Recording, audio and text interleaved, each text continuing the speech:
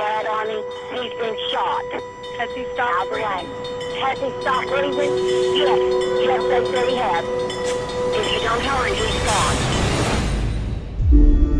Chris Lane was an Australian rising sports star, a talented baseballer on an American college scholarship. Because a scholarship to an American college, big deal. Yeah. Big deal. Yeah, so how can the mother say, no, don't go? Very quickly, he fell for you. Yeah. Any aspirations of being a pro ball player sometime? I don't know. If I can stay away from the beers, we'll wait and see, but never know, partying gets in the way some days. All right, there we go. Hey, mate, good to see you. All right. He was living his dream. Oh, absolutely. Absolutely.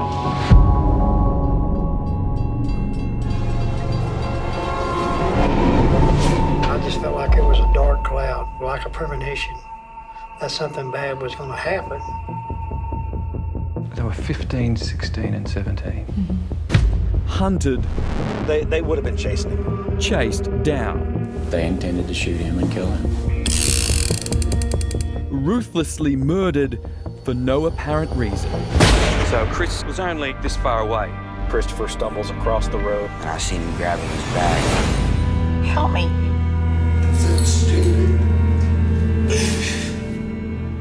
So why did this young Aussie have to die? Why was Chris Lane murdered in cold blood? In a world-exclusive investigation, we confront one of the killers.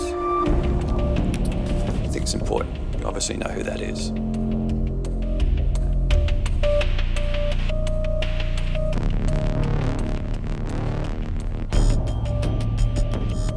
You ready to tell us the truth? Yeah.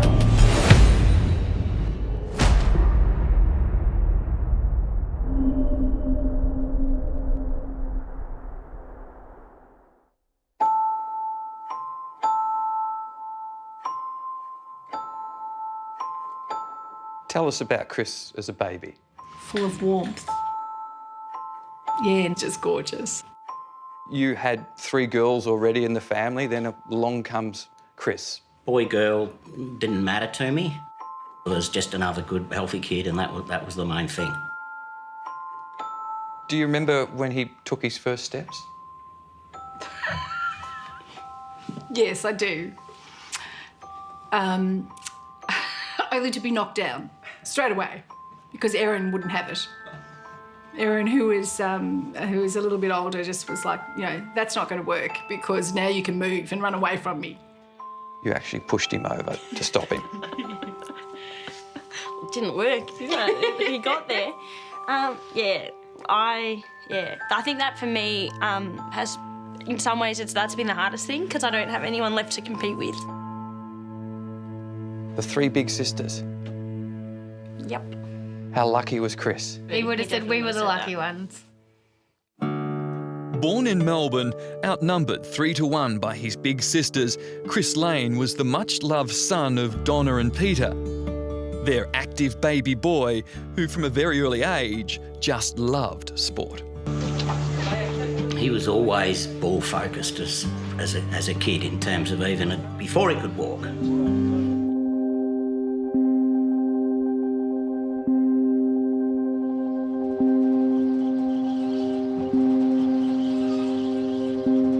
Over in the middle of America, in Duncan, Oklahoma, boys of a similar age were growing up in God-fearing homes in the oil-rich town. Boys like Michael Jones.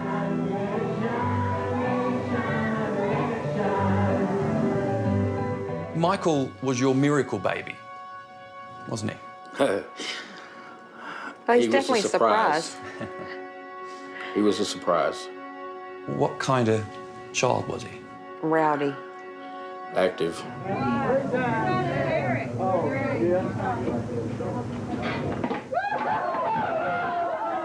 He was always small for his age. As you can see him, he's not a real tall boy anyway. No one wanted to wrestle with him because he was undefeated for 2 years. Another young wrestler from the same part of town was Chancey Luna, son to a white mother and an African-American father. Chancey, he was spoiled rotten. He was spoiled. He was pretty much mama's boy. I mean, he was just a happy boy. Smile, Chancey. All right. You know, I never did have any problem with him. I had less problem with him than I did my own kids. Joseph, you ready? Run! Come on, Chancey, run! There was hardly any day that he was in a bad mood. And he loves sport? Yes, he loved sports. In small-town Duncan, baseball is a big deal. And Chancey Luna, like most kids in town, grew up playing it. He was good at America's game. And in Australia, so too was Chris Lane. Chris discovered baseball after being introduced to T-ball as a kid. It wasn't just the sport though, it was the team. You know, we play together, we win together, we lose together, but whatever we do together. And I think that was so important for him. He was a very personable guy. He made friends with just about anybody and everybody, anytime. There was lots of my girlfriends that were kind of like, oh, how's Chris doing? And I was like, I don't know. Here's my brother. Chris's cheekiness masked his determination to succeed at his chosen sport. And in 2008, his desire and hard work paid off when Redlands, a college 40 minutes drive from Oklahoma City, offered the then 17-year-old a baseball scholarship. Because a scholarship to an American college, big deal. Yeah. Big deal. Yeah, so how can the mother say, no, don't go? We've been told that he was very keen to go over and test out his Australian accent on a lot of American women. Back at the ballpark in Arlington, we head to the sixth. Rangers leading the Mariners now 7-2. And Dave and Tom are first here. First off, this is Chris taking his very first Major League game from Australia. What's ironic about this, he actually plays baseball, college baseball. How did this come about? A guy from Australia and taking in your very first Major League game, how'd this come about? Yeah, hey, mate. I basically started playing T-ball when I was younger and eventually got a little older and started calling a couple schools over here. And next thing you know, I was over in Oklahoma playing a bit of baseball and down here back and watching a bit of Texas Rangers. I think he thought sort of a whole new arena to entertain people, to tell stories that probably were half-truths. And I'm led to believe that the Australian accent gave him, 90% of his in most of the time. Any aspirations of being a pro ball player sometime? I don't know. If I can stay away from the beers, we'll wait and see, but never know, partying gets in the way some days. All right, there we go. Good day, mate. Good to see you. All right, He was living his dream. Oh, absolutely. Absolutely. Yes. And then he fell in love. In Oklahoma, in his first year at Redlands College, Chris Lane met Sarah Harper, who was there on a golf scholarship. Duncan is Sarah's hometown. It's 90 minutes ride from the college.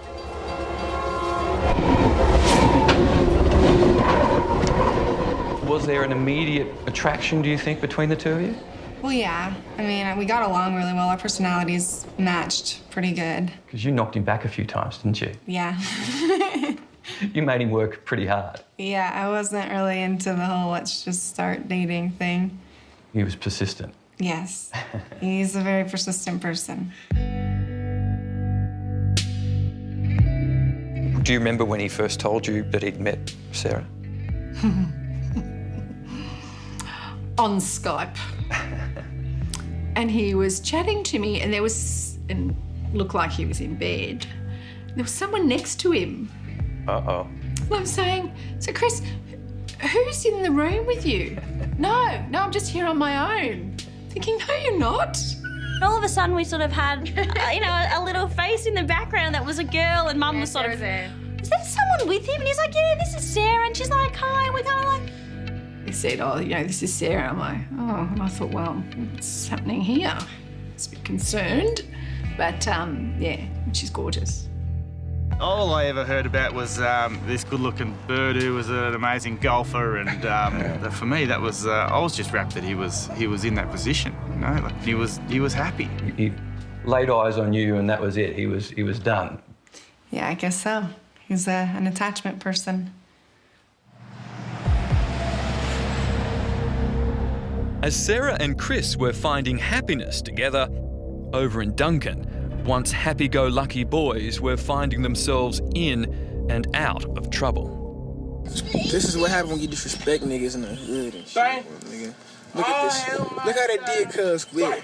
Look, busted the windows out. Look, my nigga, this is sad, my nigga. This shit's terrible. Look. Michael Jones had taken up with the wrong crowd. You could tell he was hanging out with the wrong kids. Making bad decisions. Doing things you wouldn't normally do.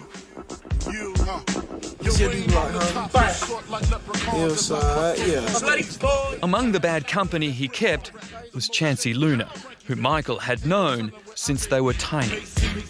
Me and Chancey were real young. We hung out a lot. In my sophomore year, he started selling dope, and I started smoking dope. And that's how we started hanging out. He was my dope man. 16-year-old Chancey Luna had had a tragic 18 months. His father, an absentee father at best, was jailed for dealing drugs. His stepfather was killed in a motorbike accident, and on Christmas Day 2012, his brother died suddenly after being rushed to hospital. He started distancing himself from everybody. Depression. Because, I mean, him and his older brother were really close. Chancey about to imitate Malik. It's between me and him. It's said that he was running with a gang. Was that true? This is a wannabe gang down here. They're just a bunch of boys acting stupid, trying to act all big and stuff. Chancey Luna was friends with another wannabe tough, 15-year-old James Bug Edwards. Edwards was well known in Duncan for all the wrong reasons. Yeah, he just, he liked to intimidate people. Okay. I mean, the boy, he thought he was, I don't know, he thought he was tall, rock, bulletproof, you know? I said, you can hang around the wrong people and you're gonna get caught up right on with them. I just felt like it was a dark cloud, like a premonition that something bad was gonna happen. And I asked my wife, I said, you know, I just feel something like something's fixing to happen. And she said, I kind of feel it too. But of course, Sarah and Chris knew none of this. They were simply enjoying their time together. Their relationship was blossoming. Who said the love word first? He did. Yeah? Yes. It was when Chris began planning a visit to Australia for Sarah to meet his family that his mum realised how serious he was about her. We'd organised a trip for both of them to go to Cairns. And we were online, I was sort of saying, oh, what about this hotel and that hotel? And, you know, I was going for the cheaper options. And he's saying to me, no, Sarah, she wants to, you know, she needs to stay at a fancy hotel. And I'm going, well, really? You know, we're shouting, it's, you know, are you sure? And he said, I want her to. And I thought, wow, like, you love her. You want to look after her. That was really impressive. And he had grown into a really fine young guy. He'd found his balance, he'd found his position, and Sarah was part of that. So when I went home, as I was leaving, he gave me a cuddle and he said, don't worry, I'll be back. So I said, love you. He said, love you. And I left. And that was it. Last time you'd see him? Yeah.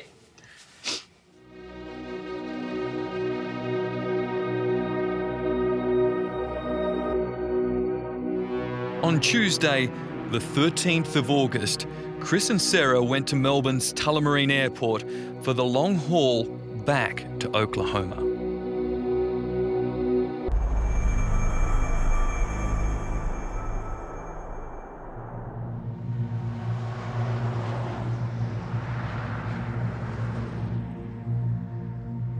"2 hours northeast of Duncan, Oklahoma, is Davis Correctional Facility. Yeah, Dale, and camera crew. Thank you, sir. Permission for this interview has taken months to arrange. The man I've come to meet is Michael Jones.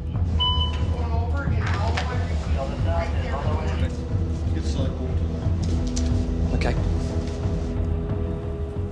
Jones was 17 when he drove the car that hunted down the 22-year-old Australian Chris Lane. 1, 2, 3, 4, 5, 6, 7, 8, 9, 10. This is the first interview Jones has given. Right, okay.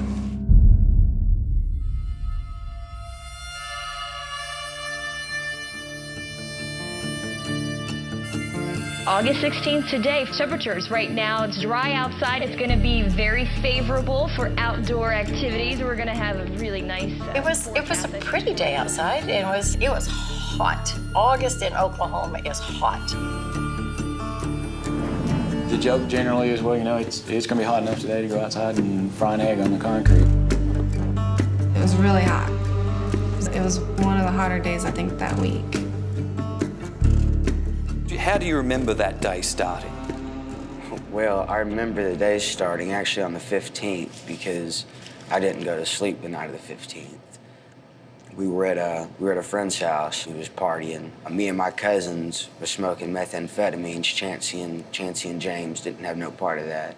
But we stayed up all night, and then about 6:30 in the morning, Chancey said he needed to go home because his mom didn't know he was gone, so me and my cousin took him home. So Chancey was in bed when you left? Mm-hmm. Yes. 5 minutes drive away, Chris Lane and Sarah Harper had stayed the night at Sarah's parents' place. Both were exhausted after their long flight home from Australia. What do you remember about that day when you woke up? You just sleep in, you jet lag? No, we woke up probably around 8 in the morning, and then we just hung out and watched TV for a while. The day that everything happened, he drove me to work in my pickup. At 12 o'clock, noon, I had to take him to the yard where he worked. It was like any other day, I guess. It was, you know, a good day. I was getting to be with my son. All right, Michael. Dropped me off and stood there and talked to me and said bye to me and hugged me and drove my pickup home and got in his car. Last time I really got to hold him or hug him. And I dropped him off and took his pickup, went and picked up Chancey, and then went over to Kendall's house and where Bug was at. We left there and went to a store, and I bought a cigarillo so he could roll up some weed. At almost that exact time, Chris and Sarah were returning to her parents' place after picking up some supplies at the local Walmart. Sarah had a part-time job in the pro shop at the golf club. Chris said he'd pick her up after work, and in the meantime, he'd pack for college and go for a run. He, for some reason, really liked the idea of running at the hottest part of the day, which I'd never understood, but he went a little farther because that was slightly uphill, and so I guess he wanted to get a good run in before going back to school. It was a beautiful day outside. That's the reason he was running. He was just an innocent person running down the street. But his route took him past this house, past Michael Jones, Chancey Luna, and Bug Edwards. He would have jogged right next to the house where Luna and Jones picked up Edwards. I firmly believe that they saw him jog past while they were in the driveway. I did see him going down the street, and maybe 5 minutes, the black car left with the 3 guys. They weren't speeding, they just pulled out. While I was driving, Bug was rolling up a joint. And I'm just driving down the road, and I hear Chancey kind of snickering in the back seat. And I hear Bug kind of laughing, and I asked him what was so funny. And they told me not to worry about it, just to keep driving. They come down to this intersection down here and catch a red light. this elementary school right here on the northwest corner. You can look over there and see there's actually cameras that's mounted on the east side of this. This school right here captured Chris Lane's last moments alive that we were able to find on camera.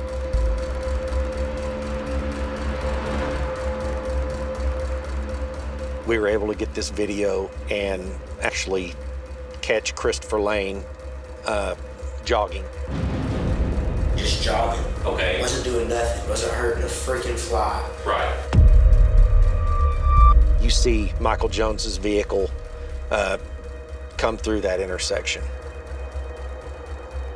So Christopher jogs past here, comes through all the way here, and they're catching up. This is where I need you to be very, very descriptive, okay? Because there were some things said in the car, right, about him beforehand? I mean, they called him a goofy-looking nigga. I don't remember what all was said, but they were making fun of him, yeah. Before you approached him? Before we drove by, yes, sir. Okay, and when you got up there, who shot him?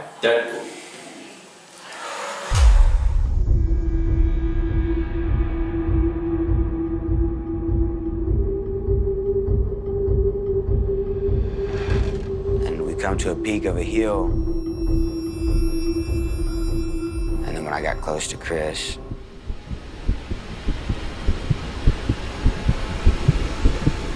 I heard a gunshot.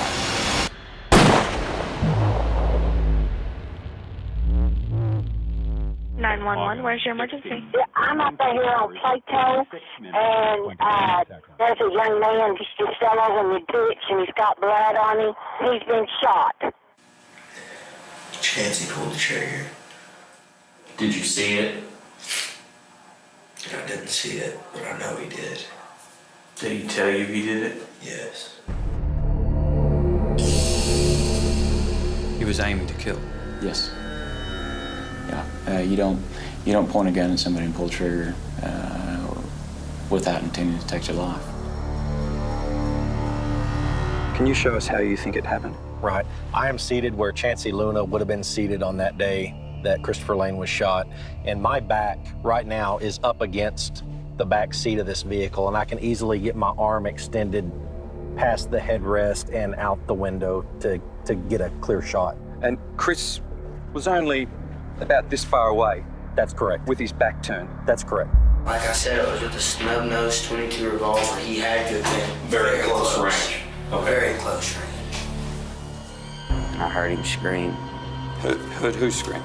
Chris Lane. And I looked out my window and I seen him grabbing his back and kind of went to fall, I guess. And Christopher stumbles across the road and collapses over there in the grass. Okay, is he in the roadway or is he in the ditch? No, he's in the ditch. He was standing in the roadway and he fell over, and as I come by, he just fell over in the ditch. Did you discuss with them why? I mean, surely if you're driving a car when someone gets shot, you would turn around and say, why did you do that? No, I didn't. Come on. You just watch somebody shoot somebody on a road and you just didn't even think to say, why did you do that? No, I really didn't. The only thing I told Chancey was, give me the gun and give me the ammo so I can get rid of it. Because at this point, I didn't know he killed the man. See, I was under the impression that he shot him in the leg or something like that, just trying to hurt somebody for fun, because he told me that they enjoy hurting people. What was the reaction in the car from Chancey? They was, this may sound crazy, but they was excited. They was happy.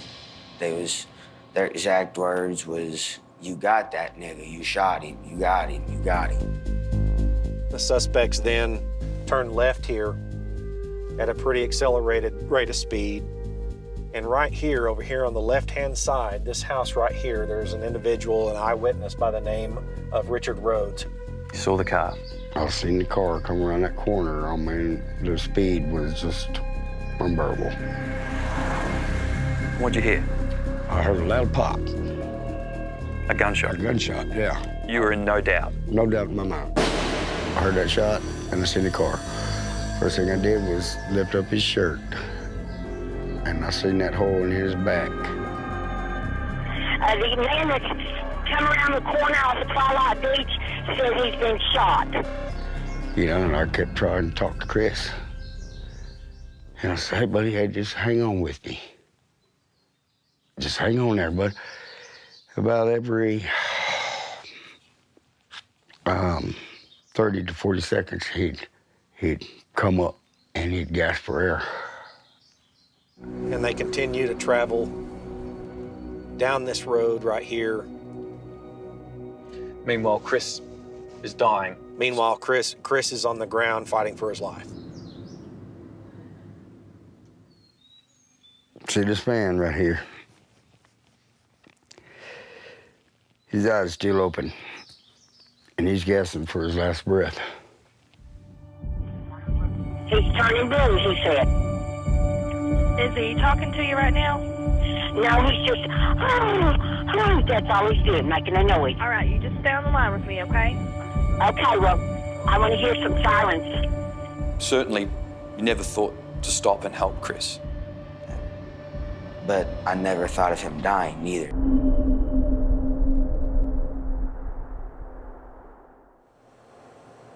He was just 22. He was just out for a jog.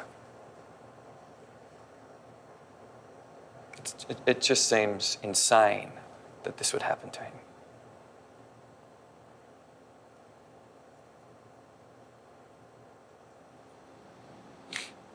And I see the tears now, but you know, it's too late. It's just too late.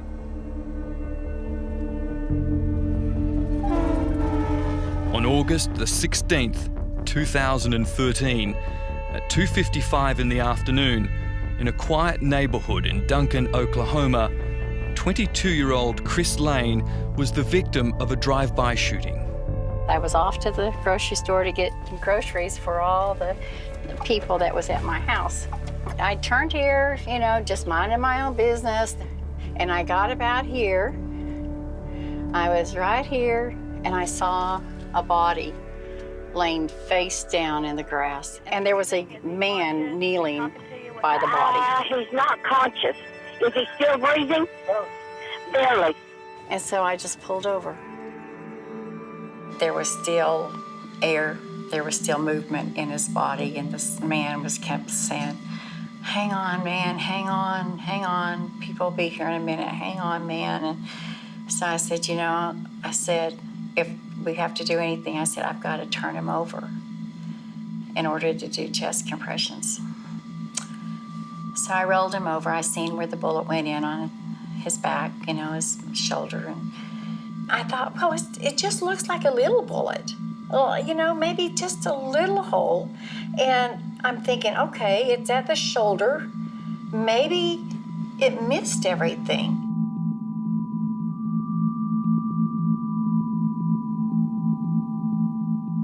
And when I rolled him over, I didn't see an exit wound.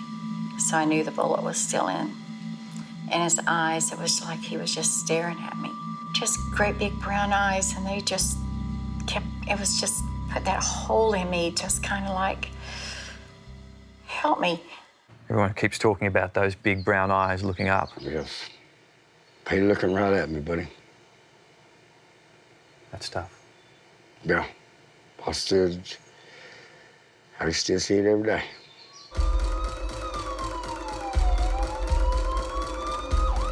Looking into his eyes, did you know you were losing him? Somebody said that he was already gone, but you know, in my soul, in my heart, I didn't want to think that, but I couldn't get a pulse. If you don't hurry, he's gone. Ma'am, they're coming, okay? Has he stopped breathing? Has he stopped breathing? Yes, they say he has. Finally, here's some police. Okay. Can I get off? Stop right here, fella, right here. Okay. Can I get off? You can. Thank you, ma'am. All right, thank you. Bye. It's the sounds of people desperately trying to help Chris. Yes. It's hard to hear, isn't it? Yes. Over the years, we've heard a lot of them, and that one's still hard to listen to. You, Linda, were the last people that he saw. I know I was the last one he seen.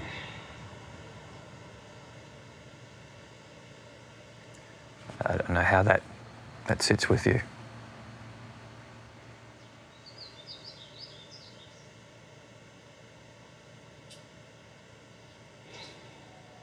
Man.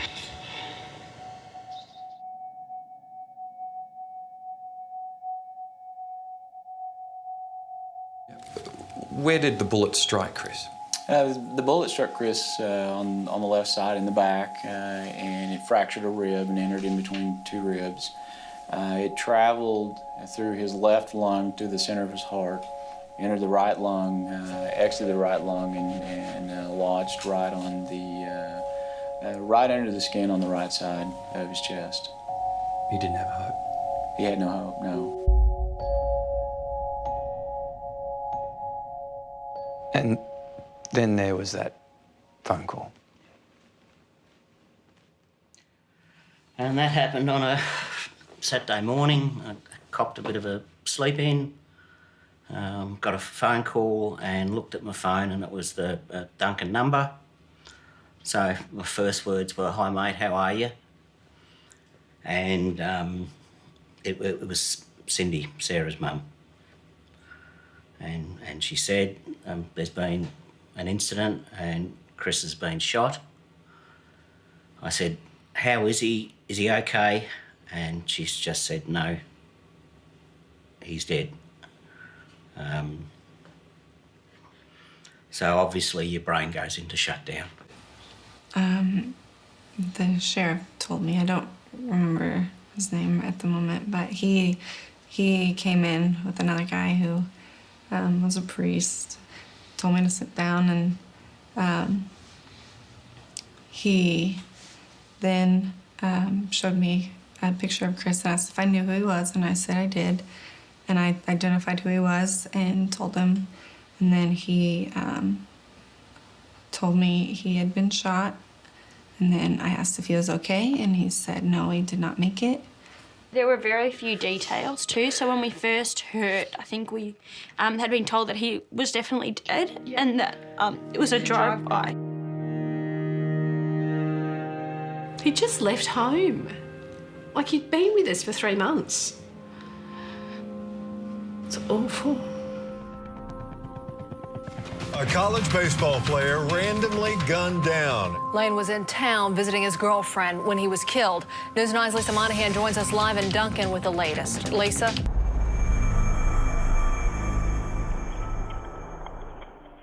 If you don't hurry, he's gone. They're coming, okay? They're on the way. You've got this whole area, and at that point we had zero idea. All that is down here, but EMS, make sure they're called. Them boys right there, for what they did, was wrong. When I got that call, it was just, hey, a guy has been shot on the side of the road up on Country Club Road. It was just kind of shocking because that's an area that it's typically low crime area. It's a very secluded, quiet place. The details were very sketchy. We didn't know much. So it was a black hole of information at that stage. Yeah, I think calling it a black hole would be a real good way to describe it, because quite frankly, we just didn't know what we had.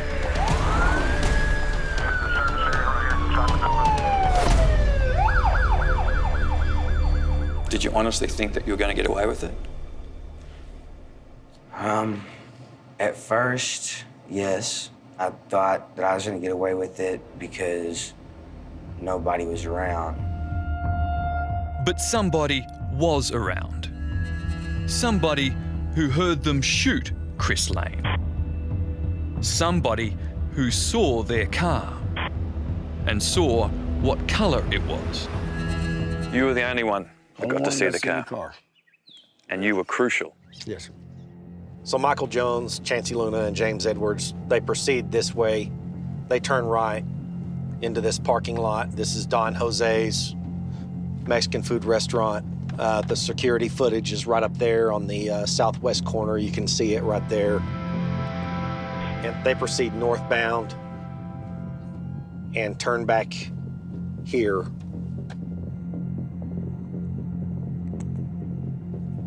And they back in to one of these spaces right here. And they wait and they conceal their weapons and ammunition back there in that parking lot. That's where I made Chancey give me the gun and the bag of ammunition. I popped my hood, I took apart my air intake manifold, and I set the .22 caliber revolver under my air filter. Justin, this is the car used to kill Chris Lane. Yes, this is the car. Underneath the hood of the vehicle, we were able to recover 104 .22 caliber bullets that had been hastily placed in these two voids here in the fuse box. Also, in this air intake, the gun was placed in that area right there. After hiding the gun and the ammo, the three teenagers took a brazen next step. They headed to the local courthouse, where Bug Edwards had a probation hearing over a petty theft charge. After they do this shooting, they drive to the court. Yes. And they proceed to the courthouse to where the courthouse surveillance footage gets them pulling up on the west side of the courthouse. James Edwards gets out and walks in and does his business there. Here was the plan: take James to court, go to my dad's house, and me and Chancey. Because at this point, I didn't know he killed the man. At 13 minutes to 4, at Duncan Regional Hospital, Chris Lane was pronounced dead. With few clues and no apparent motive for his shooting, police were struggling to fathom the crime and fearful his killer or killers had fled town. All we knew is we were looking for a black car. That car, we knew was traveling west towards Highway 81, which is a major highway that runs through Duncan, and the thought was that car could be anywhere. Then, in the late afternoon, Jones and Luna were on the move again. Bizarrely, they headed back towards the murder scene.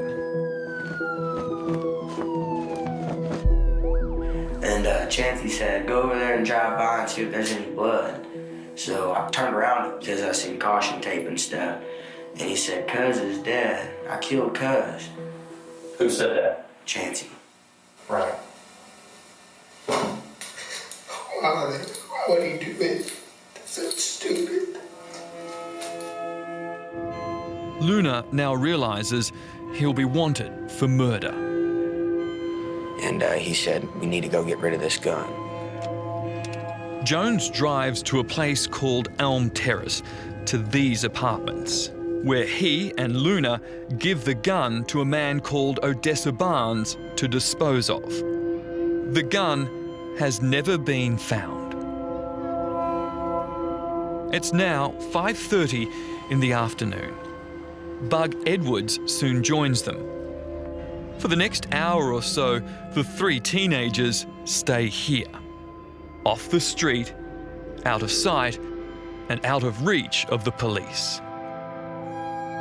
I think there was a sinking feeling among all of us in law enforcement that, we're not going to get anybody. We're not going to get anything out of this. But at the lowest point for the police, Jones, Luna, and Edwards made a breathtakingly stupid decision. They got back in the car to look for another victim to shoot. They knew who they were after, someone who earlier that day had challenged Bug Edwards to a fight. We went to a church parking lot so Bug could fight a guy named Chris Johnson. Well, Chris texted Bug and said, are you looking for me? And Bug said, yeah. He said, welcome to the church parking lot. Bug said, I'm on my way. And Chris said, all right, well, I have a hot piece of lead for your ass. And Bug said, all right, I'm gonna blow your fucking head off, bitch. Bug just stood outside the car waiting on him. And then I said, dude, he ain't coming. The police is gonna be the one coming. Look, his dad's on the phone right now, probably with the cops. Duncan Police Department. Yes, I need to get an officer over at 111 West Ash.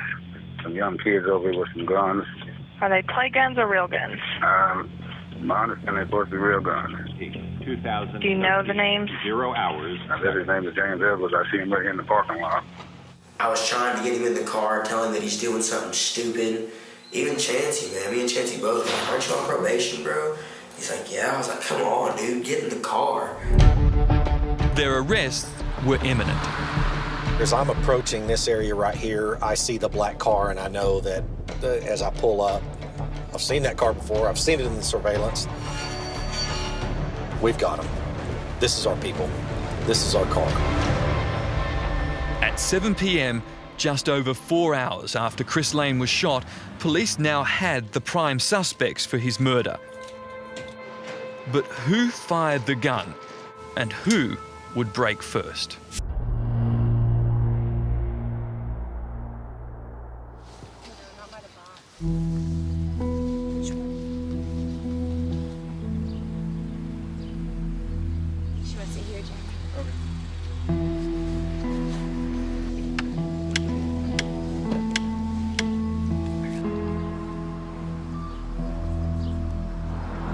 This is where he was last alive, so I like being here. You and your family took Chris home. How important was it for you to do that?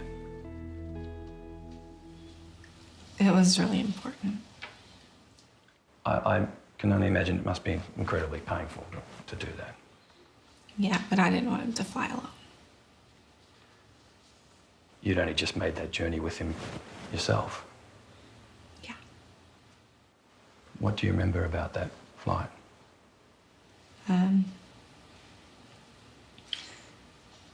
I remember they flew us in a really nice area of the plane, and all I could think about was how Chris always wanted to fly business, and we got to, and he didn't.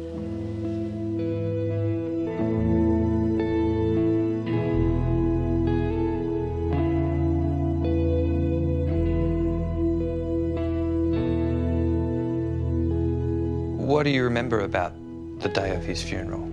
The sheer overwhelming sense of loss inside. You know, like standing up to iron a shirt to go to Chris's funeral. I mean, I still hate ironing shirts. I mean, I sit there and I will go out of my way not to iron a shirt. But, you know, reading the eulogy, tough. When someone as young as Chris loses their life, it's always a tragedy. But when the life is lost for no purpose and with no logic, much harder to understand and accept. Asking the son-in-laws and some of his mates to carry the coffin, there's just a whole lot of horrendous triggers. But by the same token, grateful that so many people would come out and say goodbye to your son. You knew he'd made a mark, and you knew that he'd touched people along the way.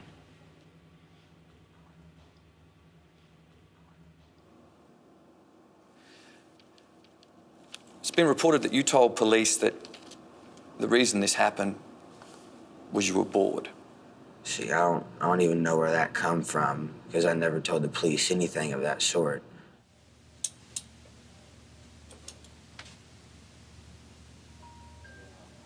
Why did somebody shoot him? Boredom, I guess. Boredom. Did they do it because they were bored? That's what Michael indicated. Quit clicking them. I don't want it to mess up our audio. I want to be able to hear you, not the clicking of the handcuffs, okay? I was working about 3.5 hours away from home, and somebody said that, did y'all hear about a young man getting shot today? Okay. I'm gonna read you what your rights are, same stuff you've heard on TV before, okay? And about 10 minutes later, I got the phone call from my wife. And I fell down and started crying. And a co-worker brought me home. Then I tried to go see him, and they wouldn't let me see him. You don't want to talk? No, I'm away from my parents. Don't need your parents.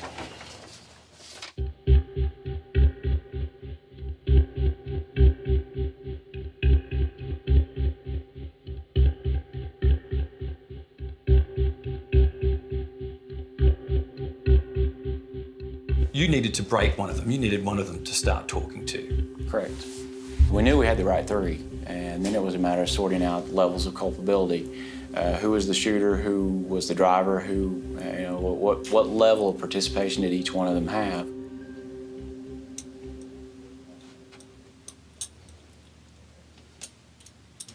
Do you know that you're in a lot of trouble?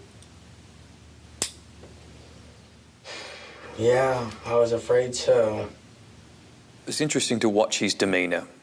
In the first interview, he seemed cocky. Right. The second and third interviews, you start to see him break down. Right. You have the right to talk to your lawyer and have him present with you while you're being questioned. Can I have him present now?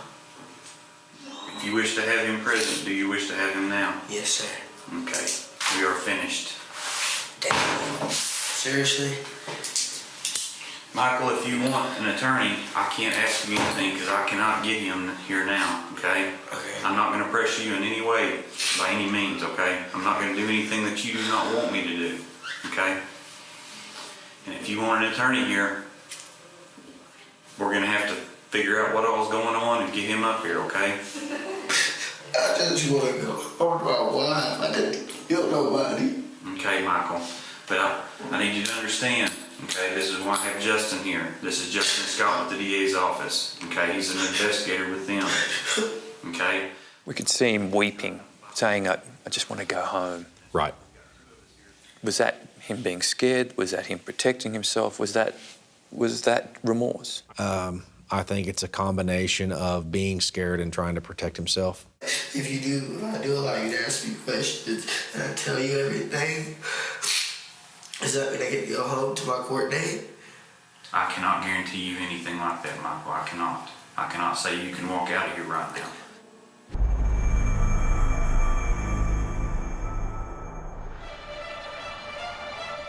In Oklahoma, another big story involving gun violence is getting a lot of attention because of the shocking nature of the crime and the reason police say a group of teenagers killed a young man in cold blood, a stranger who was just out for a jog. Can you say why you did it? Why Chris Lane?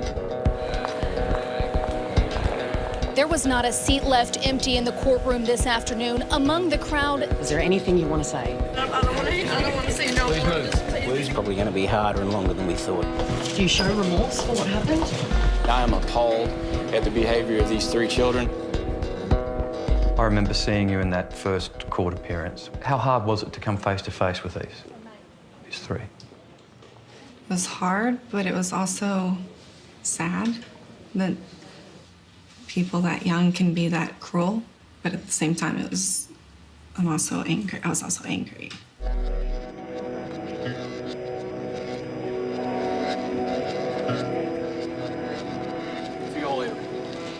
We feel appropriately satisfied that this was not a premeditated murder. The two lawyers for Chancey and Jones argued the murder was an accident. These young fellows thought there were blanks in this .22 gun. There was a swerving, could have gone off accidentally. The judge and jury didn't buy it. Chancey Luna, who was 16 when he shot and killed Chris Lane, was sentenced to life in jail with no chance of parole. You were in court when Chancey Luna was found guilty. Mm-hmm. What was that moment like? I think we all knew it was coming. So it wasn't like it was shock as much as kind of relieving that it was over, that it was put to rest, I guess. It doesn't change the fact we don't take Chris home. It doesn't change the fact of what happened. So, yes, it's a result, but it's not a good result or a bad result. It's just a result. I sat and listened to the trial, and I watched him at the trial. He's just gutless. He shoots somebody in the back and then he can't face their family. Have you got a message for Lanes? This is your chance to say sorry. I'm sorry. What was that? I'm sorry. He can't look at the wall where the autopsy pictures are. He's just a coward. James, do you think you deserve this? James Bug Edwards, the front seat passenger in the car that day, was sentenced to 25 years, but may serve as little as 5 years after he turned state's evidence. After his sentencing, he had these words for Chris's family. Do you want to apologise to them for your role in this, though? Yes, ma'am, I do. And I am very sorry about what has happened. It's very unfortunate what has happened, but you know, I just hope that something good will come out of all of this, and you know, maybe that, I don't know, man. Why did you pick him? Tough. Why Chris? What do you mean? Why did Chris have to die? Why him? I never chose for Chris to die at all, so, you know what I mean? That's a question you're not gonna have to ask me. You have to ask somebody else. 2 weeks after Chris's murder, the teenage girlfriend of Michael Jones gave birth to their baby daughter. Chances are I won't be alive to get to see him when he gets out. So the only way that I'm going to get to hug or kiss my son is over a yellow line for a minimum of 20 or 30 seconds. You miss him? I miss him a lot. I guess, you know, the Lane family don't get to have visits. No, they don't. But I will tell you that at least once or twice a month, I drive down by the memorial and I say a prayer for the Lane family. From what I understand, he was a very good young man, very promising young man. I wished I would have got to met him. The question I still don't understand is why, Michael? Why? Why did Chris have to die? I don't know. I literally can't answer that because I don't know.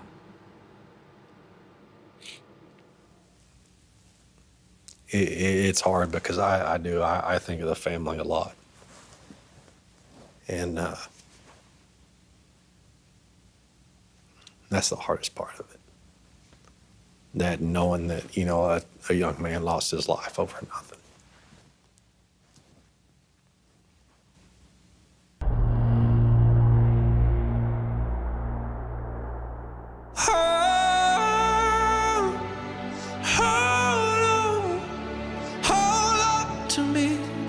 I'm a little unsteady.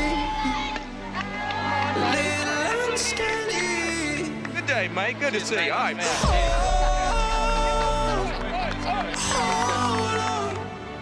Hold up to me, 'cause I'm a little unsteady.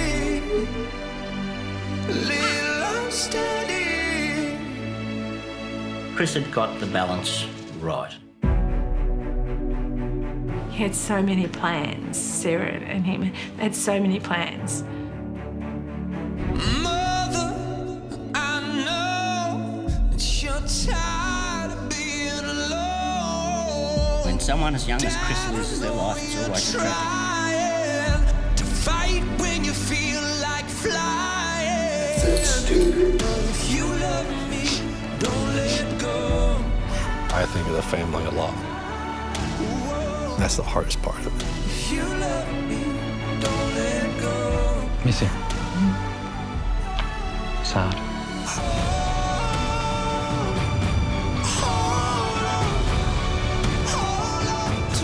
I'm sorry. I like being here. If giving up my son's life would bring back theirs, I would gladly do that.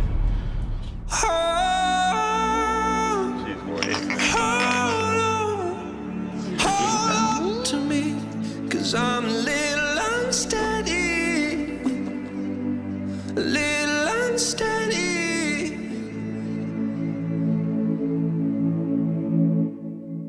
I want to show you a photo.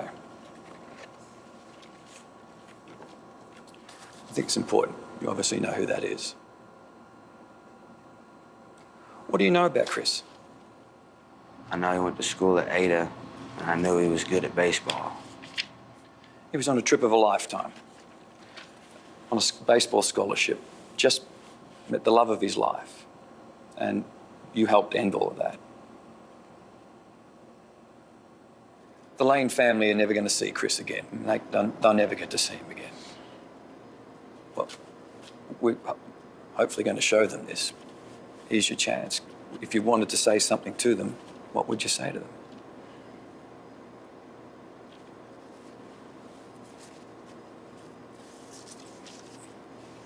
You know, I know I've put y'all through a lot. You know,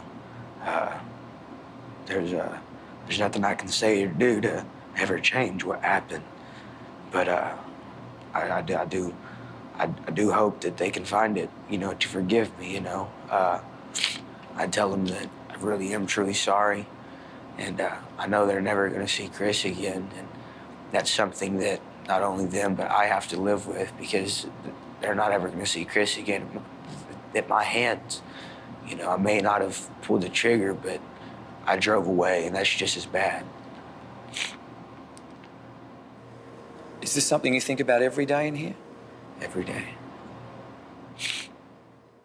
I'll think about it every day for the rest of my life.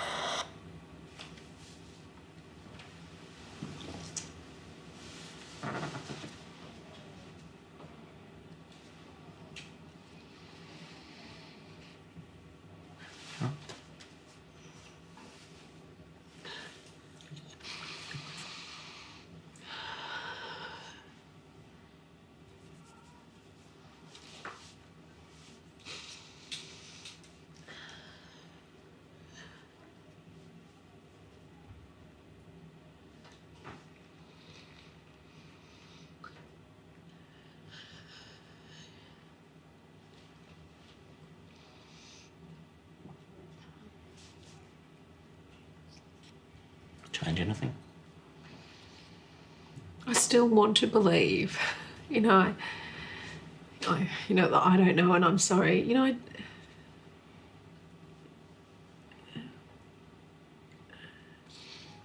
know, he didn't stop. He didn't get out of the car. He wasn't with him. He was prepared to let my son die on his own. You know, it's justice. That's where he is for his actions.